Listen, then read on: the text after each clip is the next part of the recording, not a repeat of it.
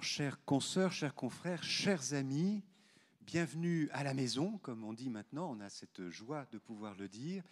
Merci beaucoup à Monsieur Berne de revenir à la Chambre des notaires, puisque nous avez fait l'honneur et l'amitié de nous accompagner lors de l'inauguration de cet hôtel de la compagnie qui a été restauré après donc 2 ans et demi de travaux. Vous étiez 400 pour cette inauguration en présence de notre ministre de tutelle, Monsieur Gérald Darmanin.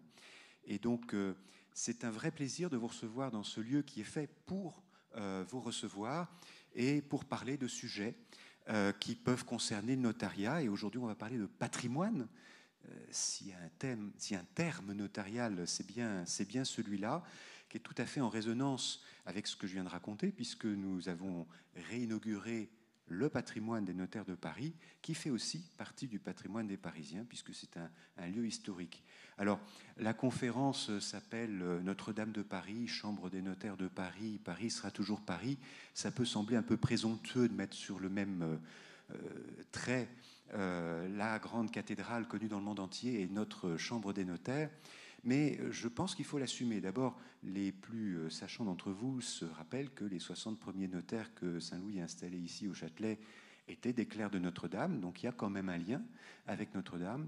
Mais c'est surtout le propre du patrimoine que de mettre sur un pied d'égalité des grands monuments et des monuments peut-être plus intimes, comme donc la cathédrale Notre-Dame, la Chambre des notaires de Paris, un château dans Montpérigord, un pigeonnier en Anjou, un site industriel dans le Nord. Tout ça, c'est le patrimoine, tout ça, c'est ce dont la Fondation du patrimoine s'occupe, et tout ça, c'est ce que nous aurons à transmettre, autre terme ô combien notarial.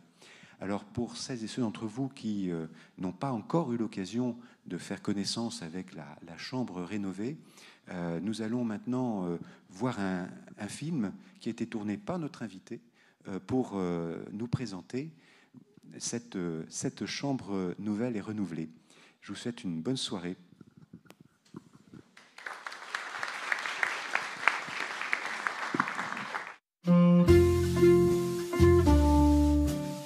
Bonjour, je m'appelle Stéphane Berne. Ce qui me caractérise, c'est justement d'aimer le patrimoine, d'aimer l'histoire, et derrière le patrimoine et l'histoire, ce que j'aime, ce sont les aventures humaines. Le patrimoine, c'est ce dont les gens héritent ou ce qu'ils acquièrent au fil de leur vie, et des deux façons, ils ont besoin des notaires.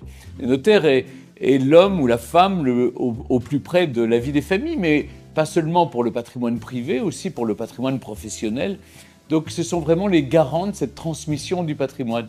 Et sans eux, et pourtant depuis 755 ans, sans eux, ça ne serait pas possible de pouvoir transmettre ce patrimoine. Et donc, je crois qu'ils ont conscience de l'importance de la préservation du patrimoine et de sa transmission.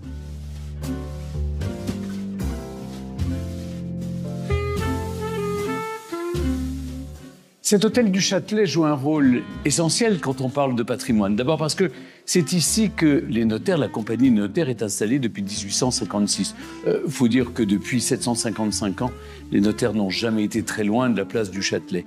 Mais cet hôtel du Châtelet a été vraiment une sorte de laboratoire au 19e siècle. Il y avait le gaz, il y avait pour l'éclairage, il y avait le chauffage, il y avait une charpente métallique. Ça a été vraiment un monument. Mais ce qui est important, c'est de voir que le patrimoine est vivant, le patrimoine se transmet. Et ce patrimoine qui appartient à la compagnie des notaires, s'est refait une beauté, une sorte de mue qui s'adapte évidemment au changement professionnel de la compagnie des notaires et qui répond aux aspirations tout en ne perdant pas son ancrage dans le passé. Très important, être moderne, épouser la modernité sans rien perdre de sa tradition et de son histoire.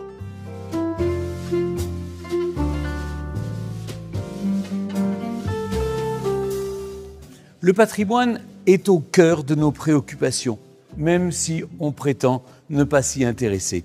Et justement, je pense qu'avoir une conversation avec la compagnie des notaires et l'ensemble des notaires le 6 mai prochain pour parler de l'importance du patrimoine, de sa préservation, parce qu'au cœur du patrimoine, il y a un certain nombre de questions essentielles qui touchent chacun d'entre nous, à savoir les aventures humaines derrière la transmission, les familles, qu'est-ce qu'on fait de son patrimoine, comment on le protège, comment on le maintient.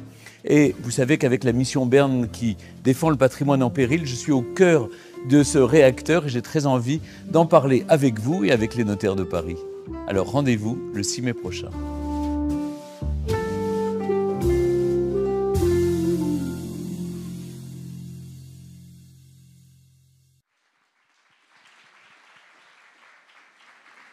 Bonsoir à tous.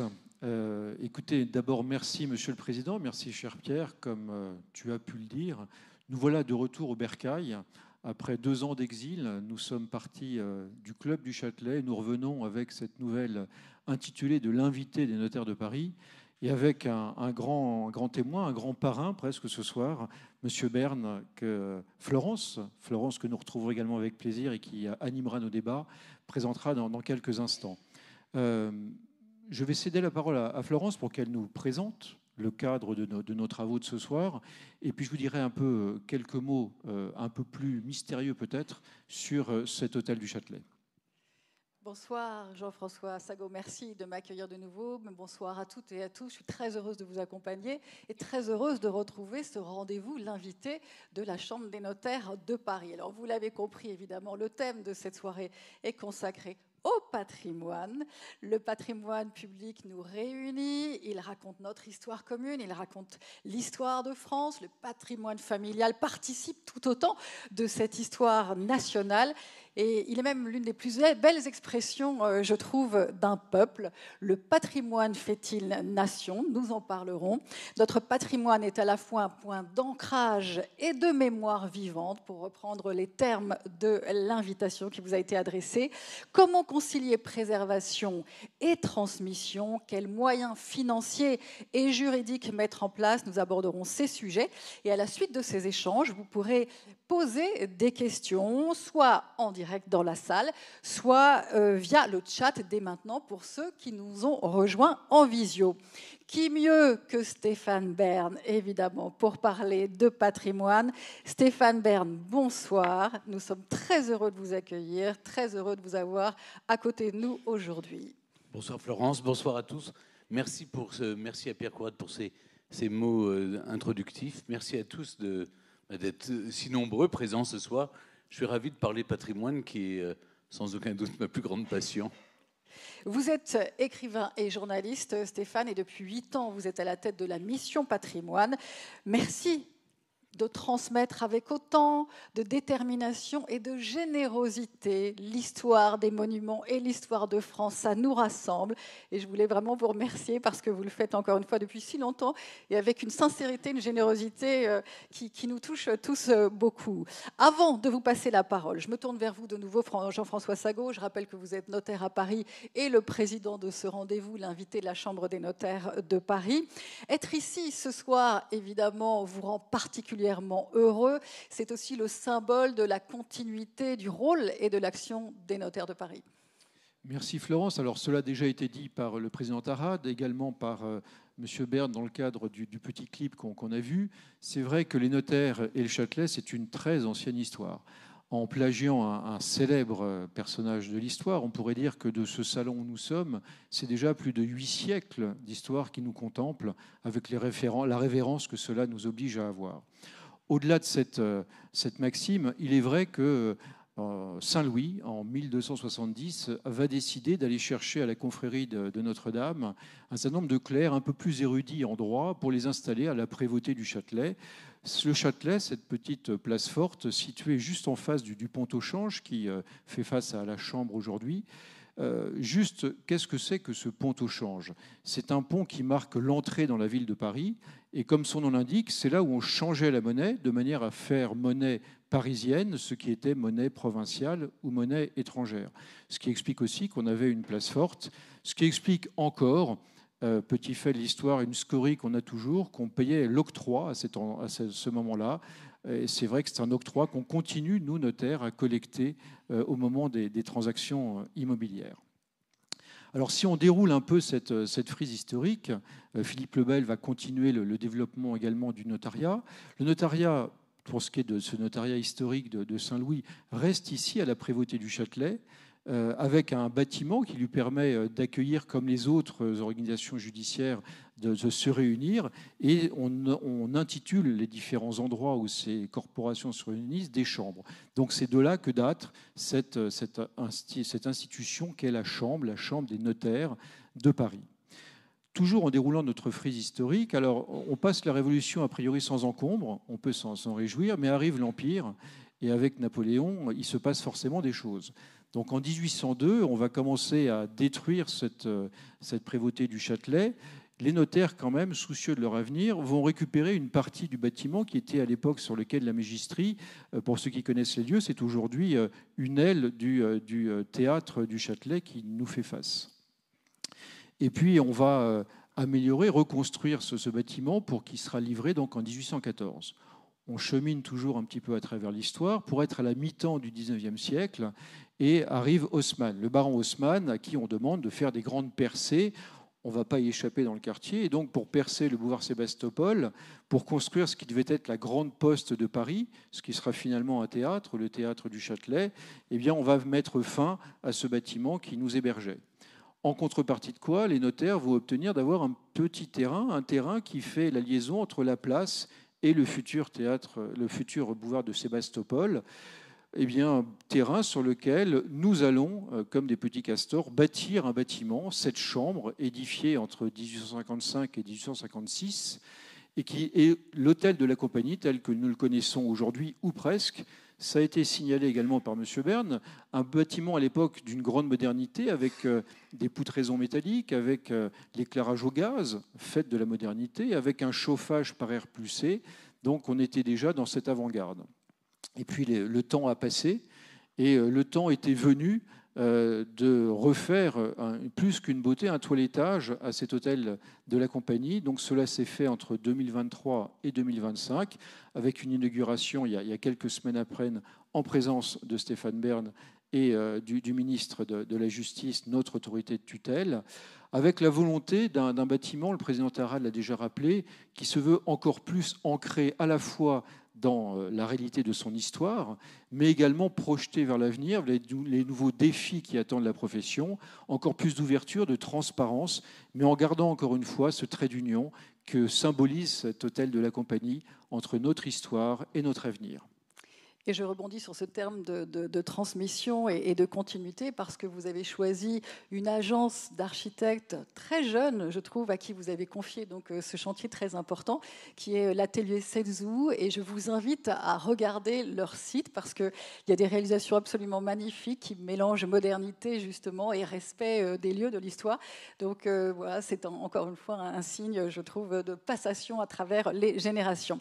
Stéphane Bern, le patrimoine, les édifices, ce ne sont pas que des pierres, ce sont aussi des émotions, des souvenirs, une mémoire. Est-ce que vous avez, vous, le souvenir d'une rencontre avec un lieu, un site, qui a provoqué en vous une émotion particulièrement forte, un ou deux? Oui, chère Florence, il y a eu beaucoup d'émotions, évidemment, parce que derrière les pierres, je le répète souvent, derrière ce patrimoine, il y a avant tout des aventures humaines, il y a des émotions. Souvent, dans les villages, le premier émerveillement d'un enfant, ça peut être devant une église ou à l'intérieur de l'église où on découvre un vitrail, on découvre une statue, on découvre une peinture. Moi, quand j'étais gamin, on habitait aussi loin qu'ils m'en souviennent, c'est une période où j'ai vécu 4 ans à Nancy, et dans un immeuble sans charme, mais juste à côté, il y avait la place Stanislas. Et je me souviens de l'émotion ressentie parce que je traversais tous les jours la place Stanislas pour aller à l'école. Et je me disais, la beauté existe et l'harmonie existe, ça doit être ça. Ça a été l'un des chocs émotionnels. Et puis, j'ai eu la chance de grandir dans une famille où on aimait le patrimoine, on aimait l'histoire, et donc, sur la route des vacances, on s'arrêtait dès qu'il y avait un monument historique. Eh bien, on sortait de l'autoroute et on allait tout visiter. Donc, par la suite, j'ai compris que le patrimoine, ce n'était pas seulement les châteaux, les églises, mais c'est aussi ce qu'on appelle, avec un peu de moquerie, le petit patrimoine, le patrimoine vernaculaire. C'est aussi les maisons d'illustres qui sont passionnantes parce qu'on entre dans l'intimité d'une personnalité qui a qui a créé, ou un musicien, ou un peintre, ou un écrivain. Et puis, c'est le patrimoine industriel et ouvrier qui atteste de la mémoire industrieuse de la France. Et que je ne veux pas laisser tomber. Je ne parle pas seulement, il y a aussi les sites archéologiques. Si vous voulez, toutes les typologies de patrimoine, et de plus en plus, on essaye, nous, avec la mission patrimoine, de défendre aussi le patrimoine naturel, c'est-à-dire les jardins, les parcs, ou des serres, je pense que ça fait partie aussi, tout cela fait partie du patrimoine. Qu'est-ce qui fait le patrimoine, au fond? Qui décide ce qui est patrimonial ou ne l'est pas? Au fond, c'est ce dont on a hérité du passé, qui a une valeur artistique, une valeur esthétique. Maintenant, qui peut juger de la beauté ou pas? Vous savez qu'il y a quelques polémiques sur justement, parfois sont classés au patrimoine, sont inscrits ou classés sur le plan patrimonial des choses qui pour certains sont belles et d'autres ne le sont pas. Donc c'est tout à fait subjectif. En revanche, c'est ce qui a une valeur intellectuelle, artistique, et qu'on a envie de protéger pour le transmettre aux générations qui viennent dans un meilleur état que celui dans lequel on les a trouvés, ce qui paraît la première des choses. C'est intéressant, cette notion de la transmission du beau dans la construction d'un enfant, je trouve. Il se passe là aussi quelque chose au sein de la famille. Et vous, Jean-François, alors, est-ce que vous avez en mémoire une émotion récente, d'ailleurs Plusieurs. Alors, bien sûr, l'hôtel de la Compagnie. La première fois qu'on y entre, pour moi, c'était il y a à peu près 30 ans. L'hôtel de la Compagnie rénové, avec une certaine émotion, on y revient et ça n'est pas fin. Dans mes plus jeunes années, on va dire, j'ai eu la chance d'être élève dans un très beau collège et lycée parisien qui est Henri IV sur la place du Panthéon.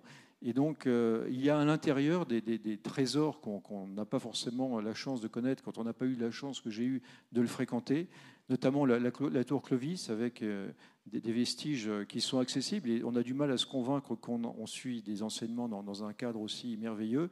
Et le méridien, il y a un méridien au milieu d'une des cours du collège. Là aussi, c'est des choses qui sont marquantes parmi tant d'autres.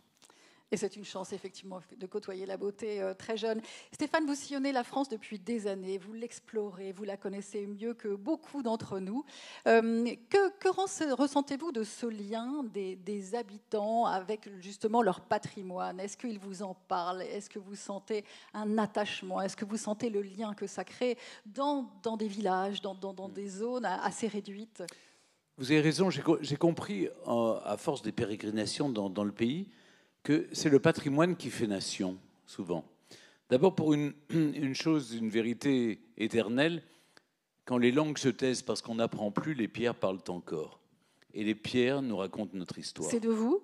Non, c'est un peu tiré... Alors, d'abord, c'est tiré des évangiles de Saint-Luc, d'une part, puisque les pierres crient, etc.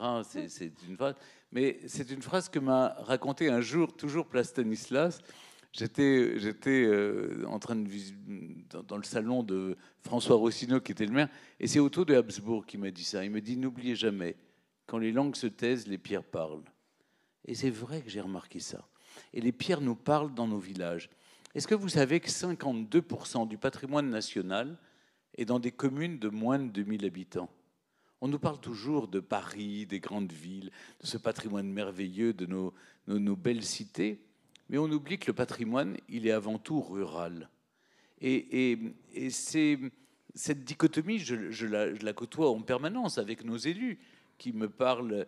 Vous voyez, je suis le premier à trouver formidable qu'on trouve 900 millions pour sauver Notre-Dame de Paris, et qu'ensuite on en remette 600 millions pour le Grand Palais, et que maintenant on nous annonce 800 millions pour le Louvre. Mais mettez-vous à la place des gens qui vivent dans un village où il y a 150 habitants, et qui ont une église qui a 900 ans d'histoire, et on n'arrive pas à trouver les premiers milliers d'euros pour restaurer, je sais pas, ne serait-ce qu'une peinture, une sculpture, un vitrail. Mais moi, il m'appelle quand le clocher s'est effondré, quand la toiture s'est effondrée, en me disant « j'ai besoin d'1,5 million ». Et sur 140 habitants, vous répartissez comment la somme, vous voyez? Donc c'est ça qui m'a frappé, la première chose qui m'a frappé, c'est ça, cette dichotomie Paris-Province. C'est terrible, cette fracture entre la vie urbaine et la ruralité sur le plan patrimonial. Et ensuite, j'ai vu combien les gens sont fiers de leur patrimoine, combien le patrimoine est vraiment imprègne la vie des gens. D'abord, ça crée de la convivialité, ça crée de la fierté. On est du lieu du bâtiment qu'on a restauré, quelles que soient nos origines, quelles que soient nos convictions, quelles que soient nos appartenances multiples et diverses. On est de ce lieu. Je l'ai vu encore récemment en étant le parrain du remontage de la flèche de la basilique de Saint-Denis. Il y avait tout le monde, il y avait tous les élus de tous bords, et Dieu sait qu'en Seine-Saint-Denis, on est riche d'une diversité politique et autant que culturelle. Tout le monde, ça m'a amusé, j'aime bien raconter des anecdotes, mais toute la presse était là et on me dit, est-ce que vous n'avez pas le sentiment, en parrainant cette flèche de la basilique de Saint-Denis, nécropole des rois de France, de faire un geste à la fois trop catholique et trop monarchiste? J'ai dit, écoutez, allons voir les tailleurs de pierre, vous leur poserez aussi la question. Et ils se sont arrêtés en chemin, voyez-vous, ils se sont dit, non, là oui, on ne va pas leur poser la question. Parce que la réponse était là, il y a des jeunes de tous bords, de toutes origines, qui sont en train de restaurer des pierres. Et pour eux, eh bien, pour eux, c'est un métier. Et vous savez, je suis aussi parrain d'une association qui est Acta Vista, que j'aide, je soutiens, parce que j'aime les chantiers inclusifs pour le patrimoine. Et les pierres, les hommes réveillent les pierres et les pierres révèlent les hommes. Ça, c'est leur devise. Et c'est très juste. Ce sont des jeunes parfois qui sont au bord du chemin, qui sont à l'écart, qui ont en rupture de banc avec l'école. Et tout d'un coup, le patrimoine leur donne une colonne vertébrale. Ils retrouvent le sens des choses, la beauté. Ça donne du sens à la vie, ça donne du sens à leur cheminement. Je les vois tous les ans pour le salon du patrimoine culturel sous la pyramide du Louvre. Et tous ces jeunes, ils font plaisir à voir parce qu'ils ont donné un sens à leur vie grâce au patrimoine. Il n'y en a aucun qui arrive en retard au boulot. Et je trouve que c'est un signe que voilà, on leur a transmis une passion. Et je pense que la restauration de Notre-Dame a créé un appel d'air et a permis à beaucoup de jeunes de se trouver une nouvelle vocation. Et ce qu'on comprend également, c'est qu'effectivement, c'est l'âme finalement d'une population qui s'exprime à travers un bâtiment, à travers, je trouve, non, c'est dans ce que vous dites, on perçoit ça. Mais on est l'un des pays où on est le plus attaché au patrimoine. C'est sans doute, je pense qu'on est on est un peuple, les Français sont très attachés à leur patrimoine. Il y a les Anglais le sont tout autant. Les Italiens le sont, mais pas au patrimoine, pas au sens du patrimoine national, dans la mesure où l'Italie est très jeune, d'une certaine manière. De même que les Allemands, ce sont deux nations, pour utiliser les termes exacts, deux nations qui datent du 19e siècle. Et donc avant, on était du lieu de son prince, en quelque sorte, ou de son État. Alors que la France et l'Angleterre sont deux nations où je vois l'amour du patrimoine, la façon dont les gens se mobilisent. Et j'aimerais rendre hommage à tous ces bénévoles. Parce qu'on voit évidemment les élus qui viennent nous voir en disant « aidez-moi », etc. Ou des particuliers qui ont racheté ou qui ont hérité de vieilles pierres, qui ne savent pas comment s'en sortir. Mais derrière, ceux qu'on ne voit pas, ce sont tous les bénévoles. Dans chaque village, vous avez des associations de sauvegarde. Et ce sont des associations intergénérationnelles.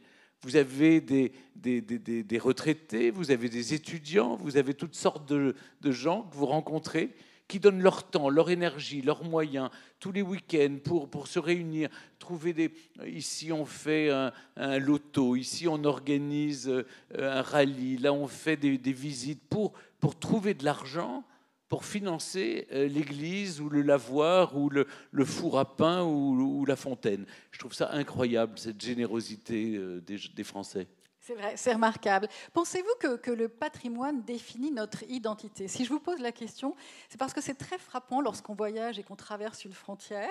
Eh bien, on se rend compte qu'à quelques rues près, en fait, l'architecture a changé et on n'est plus dans le même endroit. Et c'est extrêmement net puisqu'il s'agit d'une ligne de trait, finalement. Et donc, pour vous, identité d'un pays, identité d'une nation, ça passe aussi à travers les constructions. Absolument. Mais l'identité régionale aussi. Régionale, il suffit évidemment, de se promener absolument. en France entre le Pays Basque et l'Alsace. Et même, je suis en lutte permanente contre certains élus en Alsace, avec l'association de la défense des maisons alsaciennes, que je soutiens évidemment. Qui sont splendides. Mais qui sont des gens incroyables. Et quand un maire décide de faire un parking, alors on détruit des vieilles maisons alsaciennes. Mais c'est un non-sens écologique aussi. Parce que les vieilles maisons alsaciennes à pans de bois, dont les remblettes étaient en torchis ou en chanvre, eh bien, ça gardait la fraîcheur l'été, ça gardait la chaleur l'hiver. Il y avait des petites fenêtres pour éviter de créer des appels de chaud ou de froid. Et alors, je vois des gens qui détruisent ces maisons alsaciennes traditionnelles pour se construire des maisons un peu modernes, pour montrer qu'on a un peu les moyens. Et j'ai déjà vu, 40 ans plus tard, c'est l'avantage d'être un peu âgé, 40 ans plus tard, on redétruit ces maisons parce qu'on se rend compte qu'elles sont obsolètes. Et c'est la bêtise quand on détruit une maison du XVIIe ou du XVIIIe. Mais c'est vrai que principalement l'Alsace a gardé son caractère authentique, la Bretagne aussi, la Corse est très attachée aussi à cette tradition. Mais par-delà, les Français sont très attachés à leur patrimoine. Et c'est vrai que c'est l'identité d'un peuple. C'est un vecteur d'identité qui n'est pas hystérisé. Comment dire, on peut me raconter ce qu'on veut, mais c'est notre rappel de notre histoire. Partout, vous allez dans chaque village, Blanche de Castille est passée par là, vous avez... Et vous apprenez l'histoire de France. Vous apprenez, ici c'est Aliénor, ici c'est... Et les pierres nous racontent cette histoire qu'on s'approprie, d'où que nous venions, on se l'approprie cette histoire et on la revendique. Et c'est ça qui est important. Donc je crois que c'était un vecteur d'identité culturelle forte, d'identité aussi comme être humain, c'est-à-dire se dire que le patrimoine nous rappelle que nous ne sommes que des maillons d'une chaîne. Je ne suis pas propriétaire d'un monument historique. J'en suis le dépositaire. Il a appartenu à des gens avant moi. Il appartiendra à d'autres après moi. Et je pense que c'est une sorte de vanité que de se croire le propriétaire de... Les gens me disent, quand je fais visiter mon monument, je ne dis pas que je suis propriétaire. Ça n'a pas de sens. Quand je serai mort, ce bâtiment sera là. Il est là depuis 3 siècles. Il peut continuer à vivre, et heureusement. Donc, vous voyez, ça vous remet à votre juste place de maillon. Ça évite de se prendre pour ce qu'on n'est pas. Et c'est aussi l'expression du génie humain à travers les âges, parce qu'on est souvent très impressionné par ces constructions en se disant mais comment ont-ils fait? Parce qu'on a des outils aujourd'hui super sophistiqués, mais moi je suis toujours très impressionnée en me disant mais par exemple je pense à l'abbaye de Montmajour avec son dôme immense, mais comment ont-ils fait? Donc il y a un respect infini, je trouve, c'est pour ça que je vous dis que derrière le patrimoine Florence, c'est l'aventure humaine. Voilà. C'est des femmes et des hommes. On bâtit cela. Des femmes et des hommes les ont entretenus au fil des âges. Et des femmes et des hommes, aujourd'hui encore, ont un emploi. Et vous savez, pendant la Covid, on était au plus près d'eux, parce que c'est 150 000 métiers d'art qui vivent, qu'on essaie de protéger, qu'on essaie de maintenir contre vents et marées. Parce qu'il y a des métiers qui disparaissent tous les jours. Par exemple, un métier qui a disparu, c'est les fabricants de feuilles d'or. Ils ne sont plus en France, il n'y en a plus. Le dernier a disparu. Mais c'est très difficile de maintenir. Les facteurs d'orgue disparaissent les uns après les autres. Ils ont du mal à transmettre leur savoir et cette intelligence de la main qu'il faut protéger. Et vous avez raison, il y a certains bâtiments, j'ai eu la chance, avant l'incendie, d'aller me promener dans la forêt de Notre-Dame. Quand vous voyez cette forêt de Notre-Dame du XIIIe siècle, vous vous dites... vous avez le sentiment de l'infiniment grand. Quel frisson, et un frisson. J'ai eu même la chance de faire une émission en haut de la flèche avant qu'elle ne s'effondre. Et je n'y suis pour rien, je tiens à le préciser pour ceux, les petits malins qui font... C'était 1 an avant. Mais cela dit, c'est à cette époque que j'ai poussé j'ai tiré un signal d'alarme dans la presse en 2018 en disant « Mais faites attention à Notre-Dame ». Les arcs-boutants sont fragiles, les pinacles sont en train de tomber. Et à l'époque, je cherchais 250 millions. Voilà, on en a trouvé 900. Mais c'était juste après, vous voyez. Donc, je ne veux pas jouer les Cassandres, mais ce que j'essaye de dire partout en France, c'est que le patrimoine, si vous voulez, on en est tous collectivement et individuellement les dépositaires. Parce que c'est facile de dire « Ah ben ça, c'est l'affaire de l'État ». Non. Ce n'est pas l'affaire de l'État, c'est notre affaire à nous tous. Vous voyez, détruire le patrimoine, ça commence quand vous mettez des volets roulants.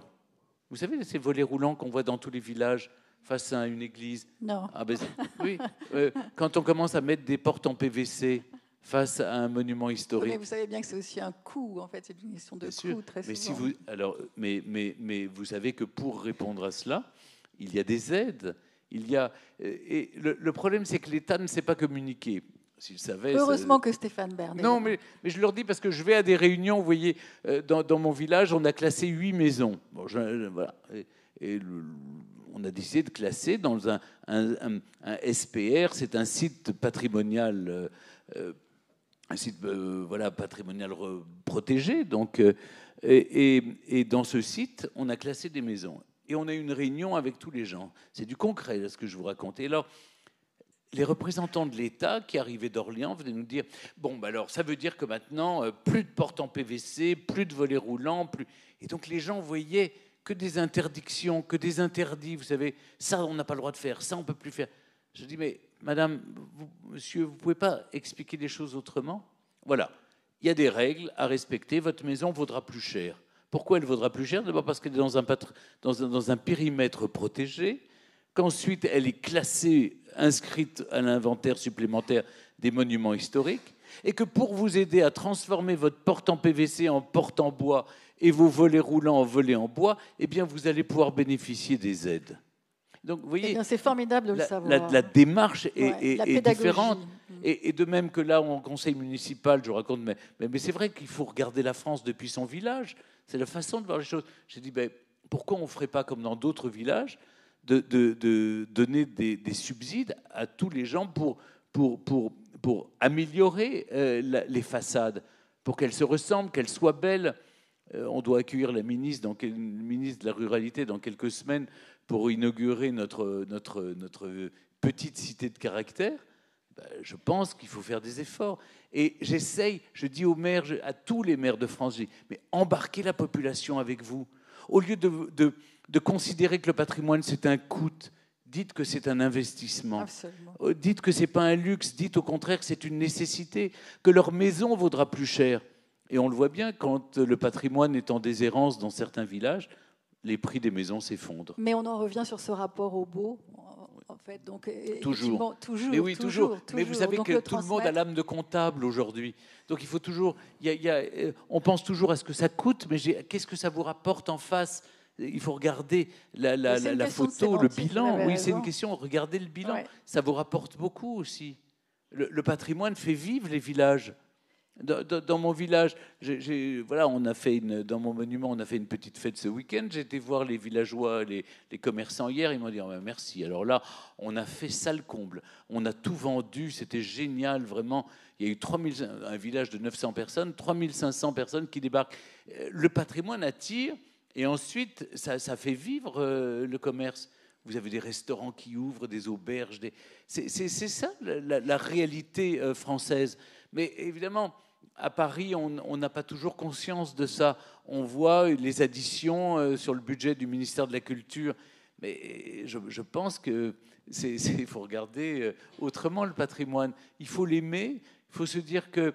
Vous savez, il y a cette phrase quand, pendant la Seconde Guerre mondiale, le ministre de la Culture, le ministre de la Guerre est allé voir Churchill et lui a dit c'est bon, monsieur le Prime Minister, vous devez supprimer le ministère de la Culture et me donner l'argent pour avoir des bombes.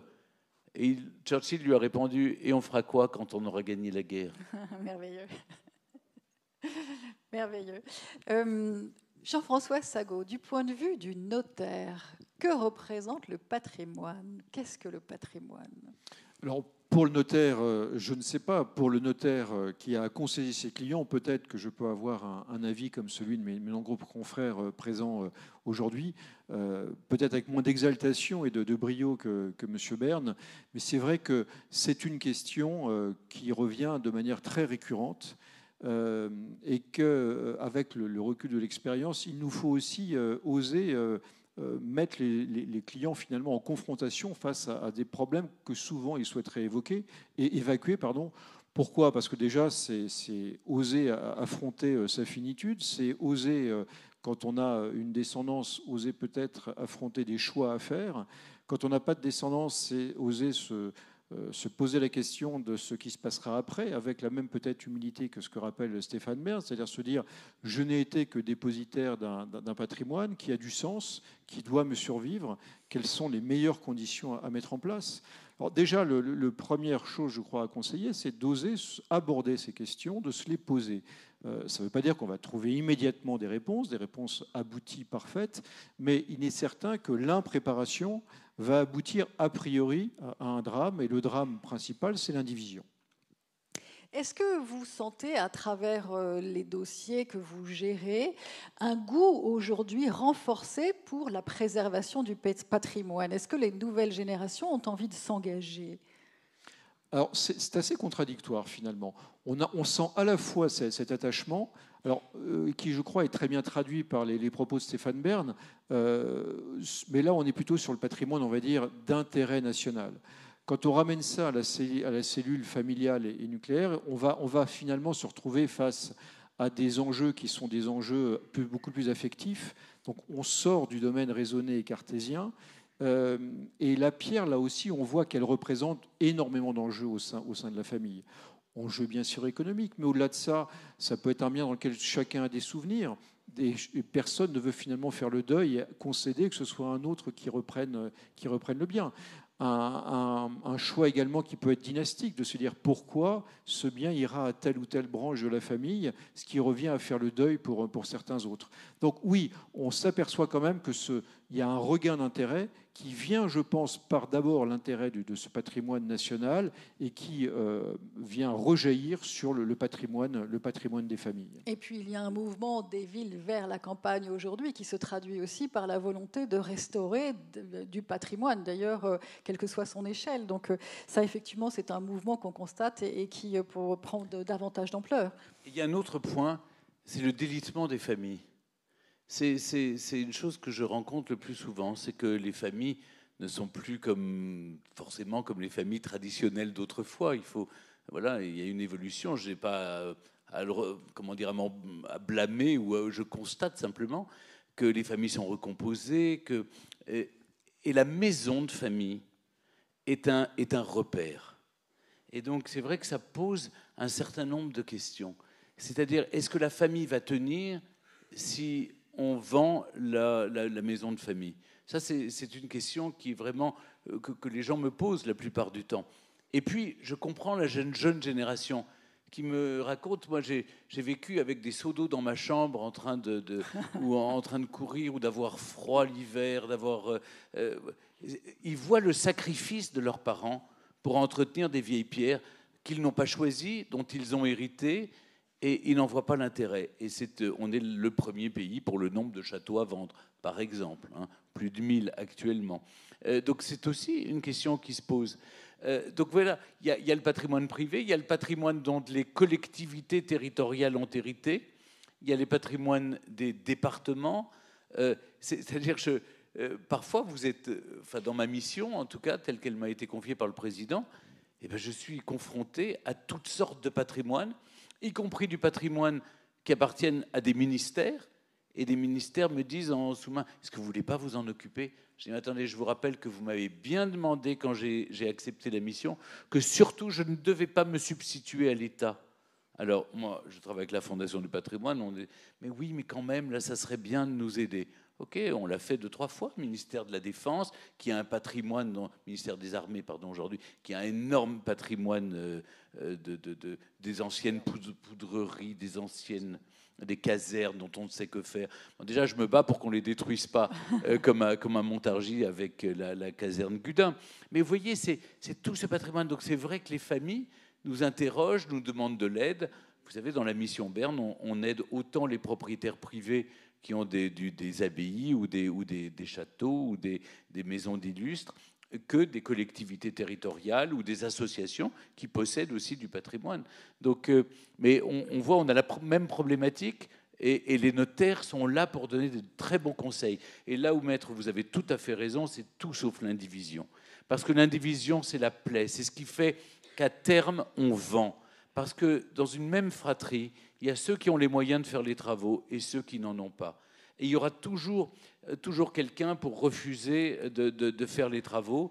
Le bien se délite et on vend en désespoir de cause. Alors Jean-François, je vous propose qu'on en vienne effectivement aux possibilités, aux solutions. Quelles sont les solutions lorsqu'on veut transmettre? Quels sont les pièges? Alors, des solutions, elles sont multiples, mais je crois que ça a été très bien rappelé par Stéphane Bern. Il faut déjà partir d'une réflexion et d'une projection. Qu'est-ce que l'on veut pour ce bien? Qu'est-ce qu'après, il est raisonnable et réaliste de mettre en place avec les acteurs qui sont en place?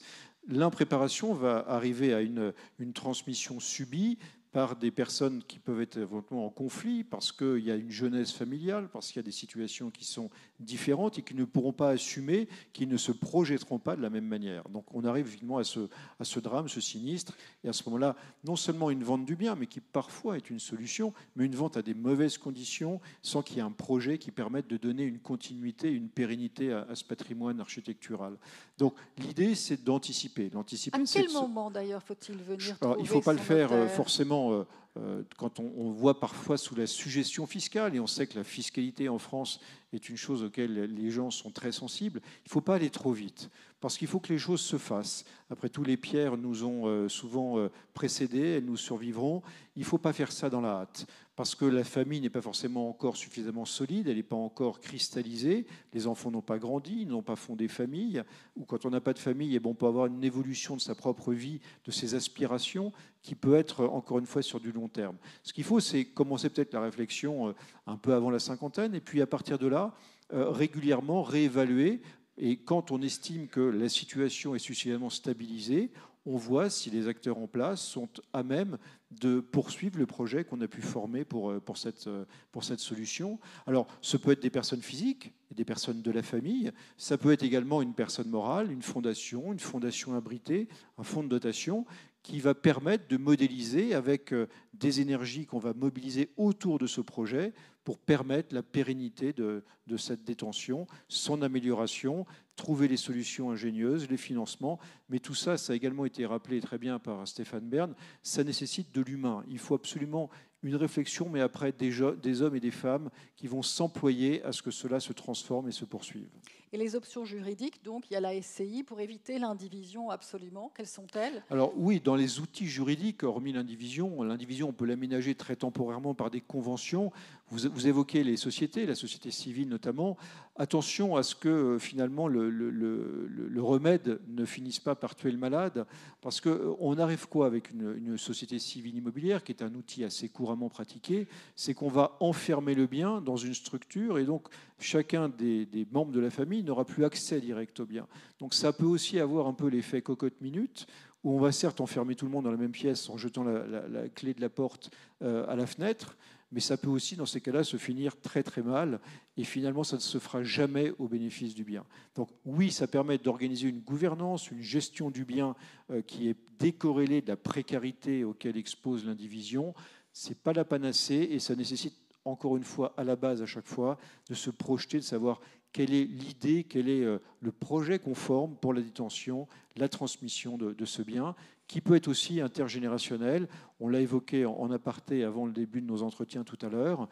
C'est un fait que l'on voit et qui dépasse uniquement, pas forcément le sujet de ce soir, mais les notaires avaient pressenti ça il y a une vingtaine d'années et ont réussi à ce que la loi soit modifiée pour privilégier des transmissions intergénérationnelles. Puisqu'aujourd'hui, c'est un fait de la démographie. C'est-à-dire les petits-enfants. Voilà, on va transmettre tout de suite à la génération d'après, qui peut peut-être, parce qu'elle est encore très, très vive, a beaucoup d'aspirations, va pouvoir s'investir beaucoup plus que quelqu'un qui, aujourd'hui, on hérite facilement à la soixantaine, aura peut-être moins d'énergie, moins de capacité de s'investir pour un projet patrimonial architectural. La mission Bern, la mission patrimoine, existe depuis 8 ans, Stéphane. À quel moment avez-vous pris conscience qu'il fallait agir ou décider d'agir? Est-ce qu'il y a eu un événement particulier? Est-ce qu'il y a une situation particulière où vous vous êtes dit, je me lance, il faut faire quelque chose? Depuis des années, je me disais qu'il fallait faire quelque chose pour le patrimoine en péril. Puis j'ai présenté des émissions comme Le village préféré des Français, et il y a 13 ou 14 ans. Et les maires venaient me voir en me disant « Faites quelque chose pour mon église, mon lavoir, mon château, peu importe, pour le patrimoine. » Et donc, quand il se trouve que je connaissais le ministre de l'économie il y a une dizaine d'années, et qui s'est présenté à l'élection présidentielle. Et il m'a dit, au fil de nos discussions, il m'a dit, qu'est-ce que tu ferais si, pour le patrimoine? Et je lui ai expliqué la vieille idée britannique du loto du patrimoine, c'est-à-dire que les jeux d'argent sont très attractifs, évidemment, pour les gagnants, mais que la part de l'État qui est prélevée, eh bien, devrait aller pour le patrimoine, comme une grande cause. Et j'ai démontré la chose, puisque après il a fallu aller défendre Emmanuel Macron a été élu. Il m'a dit, toutes les idées que tu m'as données, est-ce que tu les mettrais en œuvre? J'ai dit oui, à une condition, c'est je ne veux ni bureau, ni voiture, ni salaire. Je veux être bénévole et donc libre, et te dire quand ça me plaît pas, eh ben ça me plaît pas. Mais ça signifie qu'il y a eu un temps relativement court entre le moment où vous avez décidé et finalement la mise en place de cette mission patrimoine. C'était en septembre 2017. Alors on a vu les effets en mai 2018 seulement, puisque quand on a lancé le loto. Mais ensuite j'ai choisi la Fondation du patrimoine et on a monté ça. Mais l'idée était de suivre l'exemple du National Trust et du loto du patrimoine. Pourquoi le loto? Parce que une partie de notre patrimoine a été construite grâce à la loterie. Les gens l'ont oublié, mais puisque vous parliez de H4, mais à côté il y a le Panthéon, et le Panthéon a été construit, l'église Sainte-Geneviève a été construite avec l'argent de la loterie. L'école militaire de Paris a été construite avec l'argent de la loterie. Ce que je n'ai pas dit à l'époque à Gérald Darmanin, chef des ministre des comptes publics, c'est que Casanova s'était servi au passage en escroquant des vieilles marquises. Moi, j'ai été tout à fait honnête, évidemment. Et donc, c'est la part de l'État, les 10%, 12%, qui revient directement au patrimoine. Le résultat est simple, 1000 monuments sélectionnés et soutenus. En 8 ans, en 8 ans, 328 millions d'euros récoltés. C'est-à-dire, ce n'est pas seulement avec l'argent du loto. Le loto représente 180 millions. Il y a aussi une dotation de l'État. C'est-à-dire que je me suis battu, vous savez, parce que tout d'un coup, je découvre très naïvement, mais moi, je ne sais pas aux fonctionnaires, je ne savais pas. Je vois que l'État prélève sur le loto du patrimoine des taxes. Donc j'appelle, je dis mais c'est pas possible, on peut pas me prendre dans la poche, enfin on peut pas me donner dans une poche et me reprendre dans l'autre. Il faut absolument qu'on me restitue cet argent. Et alors, ils ont trouvé une solution, c'est compenser à l'euro près les taxes intracommunautaires, parce que sinon, il faut aller demander aux 27 autres d'accepter de me laisser... Bon, bref. Toujours est-il que le loto n'est pas l'alpha et l'oméga. On a aussi énormément de donataires, des fondations, des privés qui nous aident, qui abondent. Et au total, c'est 328 millions d'euros en 7 ans effectifs, 8 ans depuis la création de la mission. Et on voit les monuments se relever. Ce que je dis, c'est maintenant montrer l'avant-après. Montrer aux Français ce qu'on a fait de l'argent du loto. Alors, en même temps, les gens gagnent beaucoup d'argent avec ce loto, parce que c'est un loto dont 72% sont reversés aux gagnants. Donc j'ai vu des jeunes filles qui ont une jeune fille notamment à qui j'ai remis un chèque. Il y a un pic de participation lors de ce loto du patrimoine? C'est-à-dire qu'il y a un type, oui, il y a beaucoup de jeunes qui sont Ah oui, il y a des pics, c'est au mois de septembre que ça se passe. C'est les tickets de grattage ou les 6 jeux de tirage. J'ai remis un chèque d'1,5 million à une jeune fille qui était en train pour payer ses études en histoire de l'art, était obligée de travailler dans un magasin. Elle me dit, ben voilà, grâce à vous, j'ai plus besoin de travailler dans le magasin, je vais pouvoir payer mes études. Je trouve ça formidable, parce que pour moi, si vous voulez, encore une fois, c'était des rencontres de gens amoureux du patrimoine, de gens que je vois partout en France en me promenant, et des gens qui se battent. Alors maintenant, il y a aussi tous ceux qui aimeraient être sélectionnés, qui ne le sont pas encore. On a chaque année... Est-ce que vous pouvez nous dire d'ailleurs comment se passe le processus de sélection? C'est-à-dire qui vient vous solliciter? Vous avez dit que c'était les collectivités, ce sont les maires, ce sont les particuliers. Je renvoie tout le monde sur le site participatif www.missionberne.fr. C'est beaucoup moins compliqué que de remplir des demandes de subventions auprès de l'État. Ensuite, on regarde tout ça avec les délégués de la Fondation du patrimoine. Donc, il y a un collège qui... Il n'y a pas vraiment un collège, mais les délégués locaux, régionaux, départementaux de la Fondation du patrimoine font un premier tri en disant il y a 4 critères. Le premier critère, c'est l'urgence. parce que ça s'effondre. Le deuxième critère, c'est quel est le projet de valorisation. Est-ce que c'est juste pour faire joli, pour que votre château soit restauré? Non, il faut qu'il y ait un vrai projet derrière, pour qu'on donne une deuxième vie au patrimoine. Troisième critère, quel est l'impact territorial? C'est-à-dire il est économique, touristique? Voilà, exactement. Et puis, est-ce que c'est un projet inclusif? Est-ce que je vais pouvoir mettre des jeunes qui sont en recherche d'identité, des jeunes qui ont besoin... Inclusif. Des projets. Et quatrième critère, c'est si je mets 500 000 euros, combien la région, le département, l'Europe, peu importe, va mettre aussi. Et donc, ça, c'est tout le travail qui est fait en amont avec la Fondation du patrimoine et ses délégués. Ensuite, ça remonte au tamis, j'allais dire, du ministère de la Culture avec les DRAC, les directions régionales des affaires culturelles, qui disent « Alors lui, on l'a déjà beaucoup aidé, vous pourriez lui donner moins, mais on va s'en occuper. Par contre, lui, c'est vrai que c'est important. » Ils nous disent, ils nous orientent. Après, ça reste ma décision. Enfin, ma décision, il y a un petit collège ensuite, une petite réunion avec la ministre, ou la ministre, parce qu'en 8 ans, il ne vous a pas échappé que j'en ai connu quelques-uns. Et comme quoi, il vaut mieux être bénévole. Et ne pas être lié à la politique, surtout, c'est le seul engagement qui vaille. Et puis, voilà, bon an, mal an. Mais vous voyez, moi, je ne laisserai pas tomber. Je considère que c'est une mission sacrée. Et quand j'entends certains, même qui ont été ministres ou d'autres, en disant il faut se faire une raison, hein, il y a des églises qu'on va détruire. Non, ce n'est pas possible. Pour une raison simple, c'est la loi de séparation de l'Église et de l'État. L'État a pris les cathédrales, disons presque la totalité, et les communes ont la charge des églises communales. Donc, si elles renoncent à ça parce qu'elles n'ont plus de moyens, ça veut dire que la loi est caduque. Vous imaginez les conséquences. Et donc, si l'église s'effondre dans un village, effectivement, encore une fois, c'est un peu d'âme qui s'en va. Donc, vous êtes favorable à la préservation du patrimoine religieux. C'est une vraie question. Oui, c'est une vraie question, mais j'essaye de sauver tout le patrimoine religieux. C'est-à-dire pas seulement les églises, mais on a sauvé également des temples tamouls à La Réunion. On a sauvé des synagogues qui ne sont plus utilisées en Moselle ou en Alsace. On a sauvé des temples protestants un peu partout dans le pays.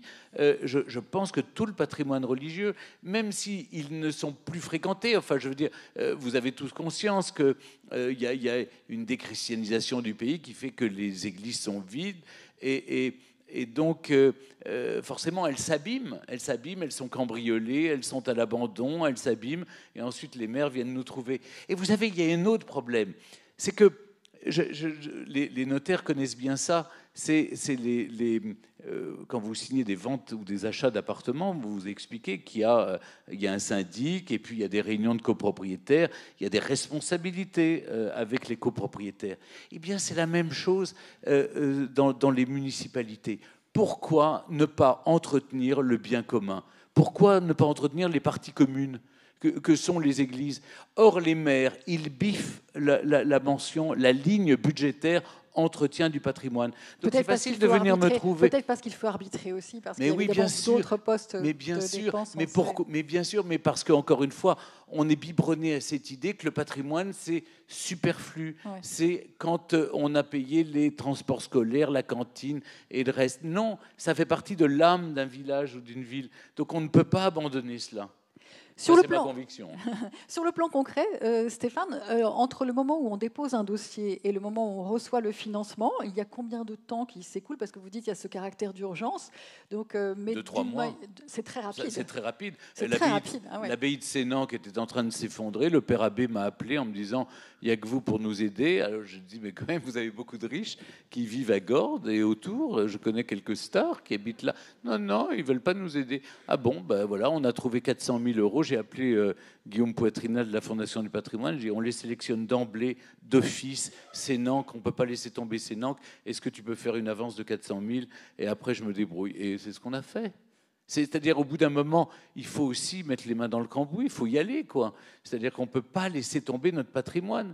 Je veux dire, par là, il y a 100 millions de touristes par an. On est le premier pays visité au monde. Et on n'est pas capable d'entretenir notre patrimoine. Et probablement avec les tensions internationales, On peut considérer aussi que les Français vont peut-être explorer encore mieux leur territoire. Donc c'est une ressource économique très importante. Mais bien sûr, c'est pour ça que ça s'équilibre sur les plateaux de la balance. Il faut regarder la big picture, comme on dit. Il ne faut pas se contenter de voir ce que ça coûte. Est-ce que ça rapporte aussi? Le temps passe extrêmement vite. Je suis très bavard, vous avez remarqué. Avec vous deux, non mais c'est un plaisir de vous écouter.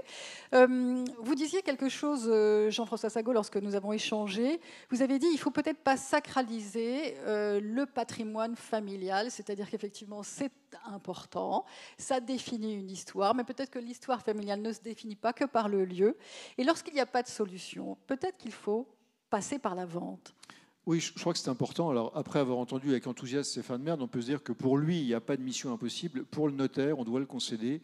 On est parfois confronté à des missions impossibles quand l'entente familiale est irréductible, quand la mésentente plutôt est irréductible, quand personne ne veut finalement accepter de faire l'effort contributif qu'il est nécessaire.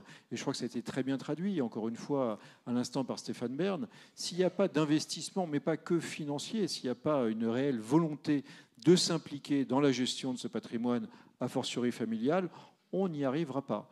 Donc face à certains antagonismes, parfois il faut expliquer à ceux qui en sont encore les possesseurs qu'il vaut mieux faire ce deuil plutôt que de projeter le bien finalement dans une indivision hasardeuse qui est très conflictuelle ou qui est hystérisée. Il vaut mieux qu'eux-mêmes fassent le choix de sortir ce bien de ce guêpier et de manière à le projeter avec un autre projet, avec peut-être une autre famille qui acceptera, elle, dans un certain apaisement, de donner une chance de survie et d'amélioration à ce bien. Et on est dans une idée de continuité de la même manière, au fond, avec ce qui est d'ailleurs intéressant, parce qu'on peut faire vivre un lieu autrement quand c'est une autre famille qui décide de raconter aussi sa propre histoire.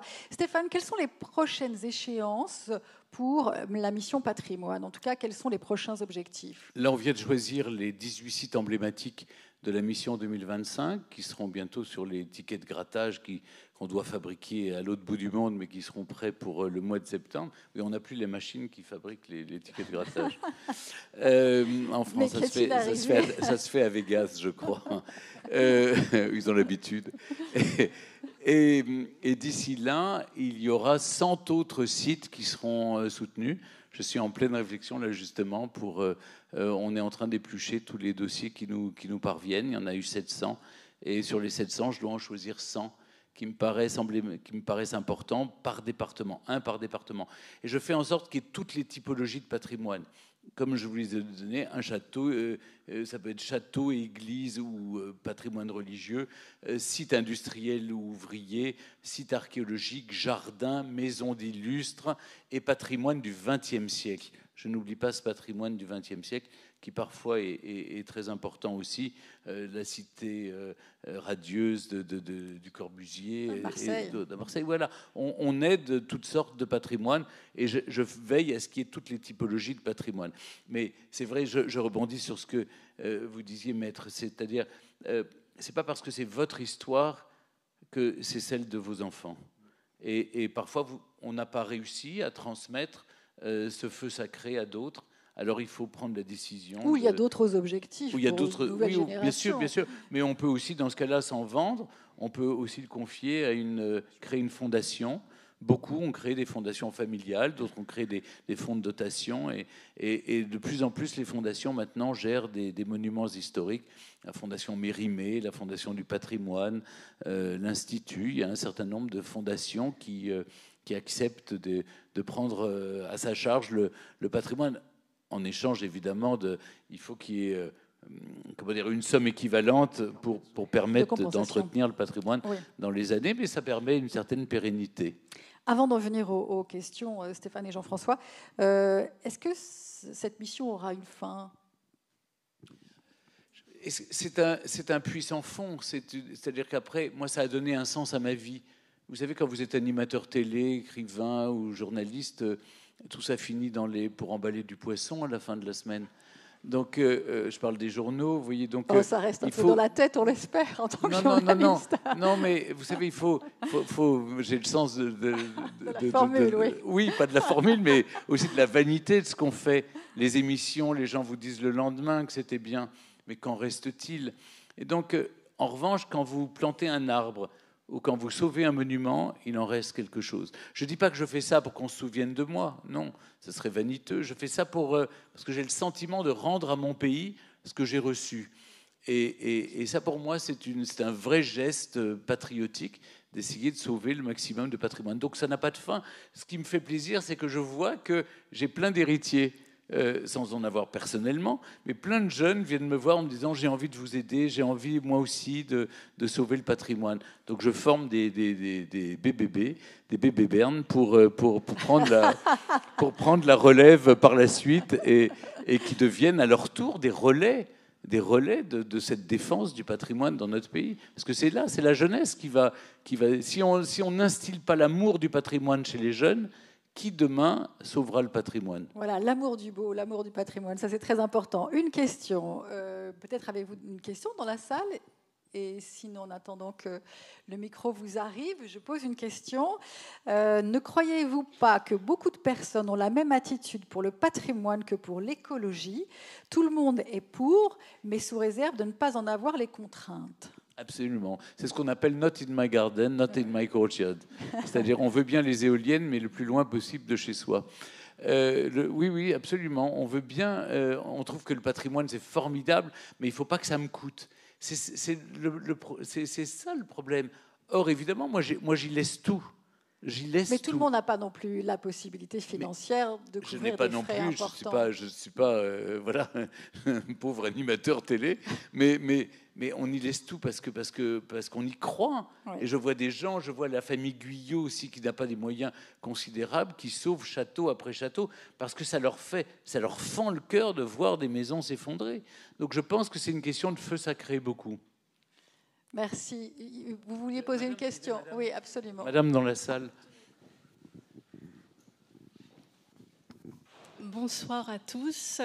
Donc j'ai une question, effectivement, puisqu'on parle de préservation du patrimoine, et je me demandais si la préservation du patrimoine ne passait pas par la préservation de la fonction de l'édifice, puisque je suis toujours interloquée de voir des transformations, notamment d'églises ou d'abbayes en hôtels ou en boîtes de nuit. Ça arrive parfois. Donc déjà, c'est une preuve de la démission des communes de la préservation de leur petit patrimoine. Et deuxièmement, est-ce finalement éthique de vendre des églises ou des abbayes à des promoteurs immobiliers? Je vous laisse la réponse, Stéphane. Je suis bien embarrassé de vous répondre parce que je partage votre point de vue et que j'ai senti en filigrane.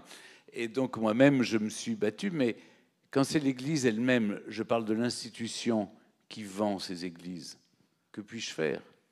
L'église Saint-Joseph, par exemple, à Lille, que l'Église que le clergé local a fait détruire avec l'accord du maire et l'accord signé ensuite, parce que l'histoire est terrible, c'est-à-dire que l'Église a été détruite parce le clergé voulait construire un internat qui allait leur apporter de l'argent.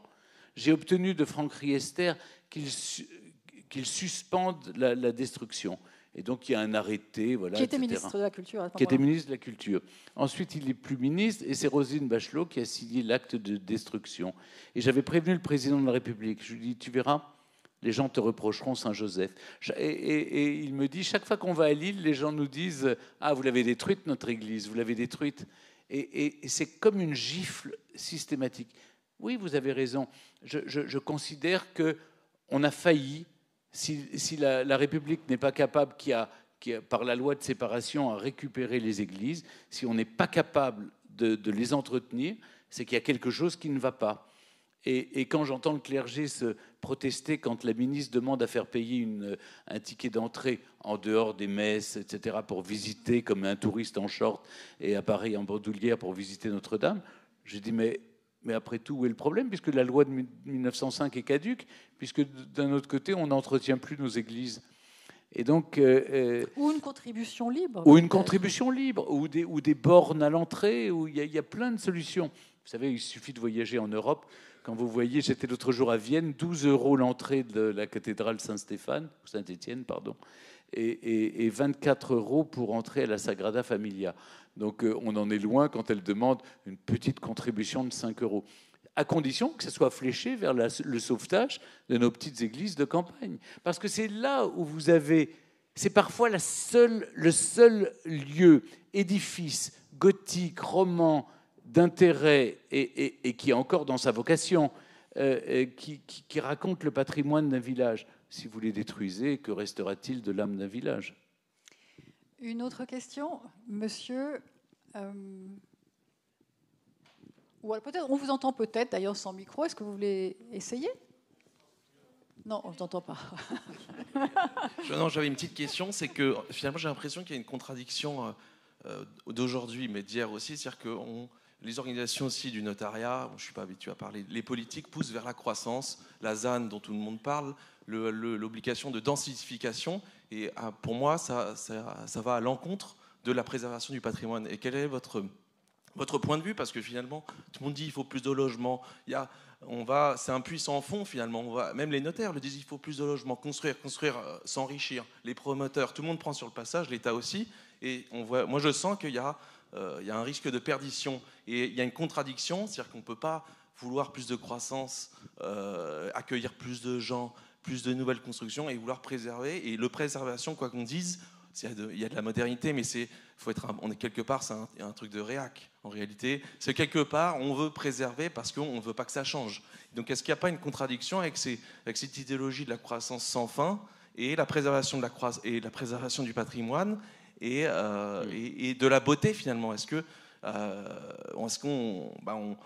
Quel est votre point de vue sur ces trajectoires contradictoires et qui sont opposées selon moi? Et on ne peut pas vouloir préserver quelque chose et ça, comme on dit, sa destruction, sa densification, c'est-à-dire boucher des vues, faire de l'ombre. On parle par exemple à Paris, j'étais assez surpris la tour Triangle n'ait pas été suspendue, la construction des édifices importants. Donc quel est votre point de vue sur cette contradiction et cette idéologie on va dire aussi qui est dangereuse, je trouve, pour le patrimoine à terme?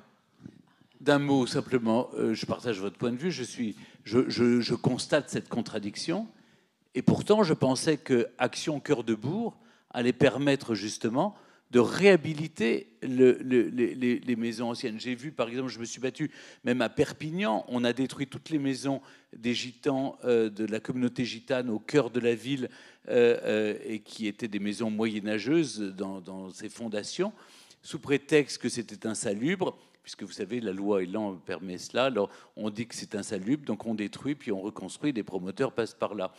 Moi, évidemment, je me suis opposé à cette loi de toutes mes forces, mais je n'ai pas été entendu, peu importe. Ce que je vois, c'est que dans les bourgs, les maires ont tout intérêt, c'est là que leur avis est contradictoire, ils ont intérêt à vendre des lotissements.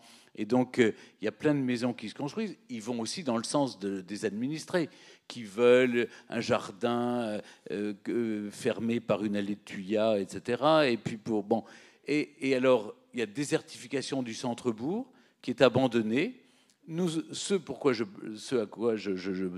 me bats, c'est qu'on réhabilite les centres-bourgs, qu'on fasse revenir des familles, qu'on fasse revenir des personnes âgées, parce que là, au moins, elles vivent avec nous au centre-bourg, et on commence à le faire, mais il faut, vous avez raison, plutôt que de construire et de bétoniser la France, il faut déjà employer toutes ces maisons à l'abandon et réhabiliter ce patrimoine ancien. Avec cette charge quand même, mais ça coûte plus cher. Évidemment, mais pour un promoteur, ça coûte plus cher de réhabiliter de l'ancien que de tout raser, de construire du neuf de mauvaise qualité. Mais c'est un mauvais calcul à long terme, parce que 20 ans plus tard, il faut déjà tout reconstruire. Vous vouliez répondre? Non, juste une précision. Moi, je ne crois pas, et sans corporatisme exagéré, mais que le notariat s'inscrive dans une bétonisation du pays, n'ait jamais fait un appel, comme vous le soulignez, à ce qu'on construise toujours tant et plus. Au contraire, et notamment par les travaux de nos congrès chaque année, et à chaque fois qu'on se penche sur un thème de congrès sur l'immobilier, on est plutôt force de proposition pour permettre des aménagements respectueux des contraintes aujourd'hui environnementales notamment, des contraintes de respect de la qualité de vie, et notamment dans cette qualité de vie, on a cette préservation du patrimoine.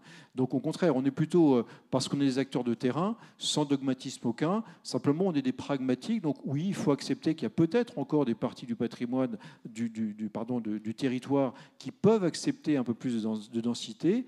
Il y a par contre tout un gisement gisements encore de constructions déjà bâties qui nécessitent une réflexion pour pouvoir être petit à petit aménagées, transformées et pour une autre grande partie maintenues en l'état, réhabilitées. Voilà, donc j'ai juste cette précision, chère Florence, que je voulais apporter. Une question via le chat. Pour quelles raisons les notaires sont-ils peu favorables à la constitution de SCI ? Alors, là aussi, je pense qu'il y a des légendes urbaines. Je ne crois pas qu'il y ait de réponse in abstracto.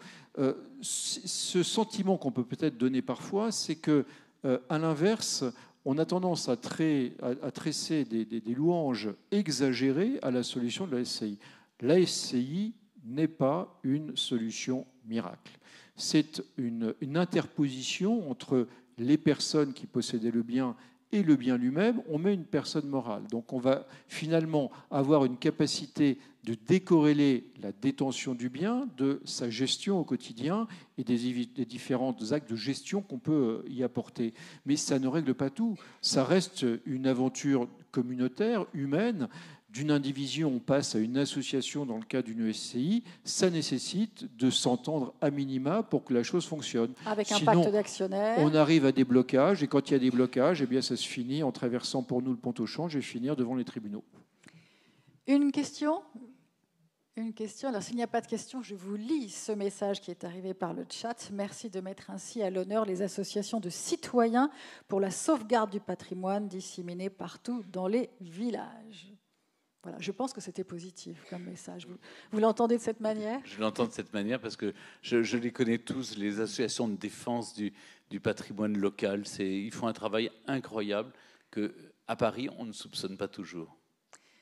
Un mot de conclusion ? Jean-François ? La conclusion, c'est de remercier infiniment M. Bern. Stéphane Bern avait bien voulu revenir, non pas en deuxième semaine, mais en quelques semaines pour la deuxième fois, avec l'enthousiasme qu'on lui connaît. C'était vraiment vous qu'il nous fallait pour retrouver pour ce club de l'invité des notaires de Paris notre hôtel de la compagnie, dont vous avez senti que l'attachement qui était le nôtre, c'est celui de mes nombreux confrères ici présents. Nous sommes près de 200 dans la salle. On nous annonce que vous êtes plus de 800 à nous suivre en vidéo. Donc on salue également la mobilisation de l'ensemble de ceux qui ont suivi ces échanges. Je crois qu'on s'inscrit nous aussi dans une certaine pérennité. Merci infiniment, Florence, d'avoir animé encore une fois avec vivacité et talent nos débats. Et puis je crois que vous pouvez nous annoncer nos prochains rendez-vous. Absolument. Un mot de conclusion, Stéphane, avant que je n'annonce. Non, juste pour vous dire merci de m'avoir écouté. Merci pardon si parfois je suis tellement passionné que je parlais avec mon cœur. Bon, vous savez, c'est devenu vraiment, c'est ce qui donne un sens à ma vie. Et je pense que le patrimoine nous sauve aussi. C'est l'énergie renouvelable de la France. Parce que ça se renouvelle en permanence, un peu à l'image de cet hôtel de la Compagnie des notaires. Il est là depuis toujours, vous l'avez bâti en 1856, mais regardez, tout est là et tout a changé et tout est le même. Et il s'est adapté au temps nouveau. C'est ça le patrimoine, c'est cette capacité de garder ses fondations tout en s'adaptant aux circonstances nouvelles. Merci beaucoup pour cet engagement qui nous porte tous. Quelques informations pratiques. Déjà, vous dire que le replay de cette rencontre sera envoyé par mail à tous les participants. Également, 2 prochains rendez-vous à vous annoncer. Le prochain, le mardi 27 mai, le Club notarial immobilier. En complément de la diffusion chaque trimestre des chiffres de l'immobilier francilien, le Club notarial de l'immobilier a pour vocation de réunir les acteurs et observateurs du marché immobilier et de donner la parole à un grand témoin. C'est le rendez-vous trimestriel dédié aux professionnels de l'immobilier ou pour toutes celles et ceux qui veulent se tenir informés des grandes tendances du marché. Voilà, les conférences se tiennent en format figital. Je ne sais pas ce que c'est le figital. Et présentiel et... Très bien, merci. Également, un prochain rendez-vous le mardi 16 septembre, le prochain invité de la Chambre des notaires de Paris sur le thème des familles, les nouvelles tribus d'aujourd'hui. Également, vous dire que vous trouverez un rafraîchissement pour poursuivre les conversations au 4e étage. Merci beaucoup pour votre présence, merci pour votre attention. Nous espérons que ces propos vous ont éclairé sur le patrimoine et donné envie de le défendre. Une très bonne fin de soirée à tous et à très bientôt.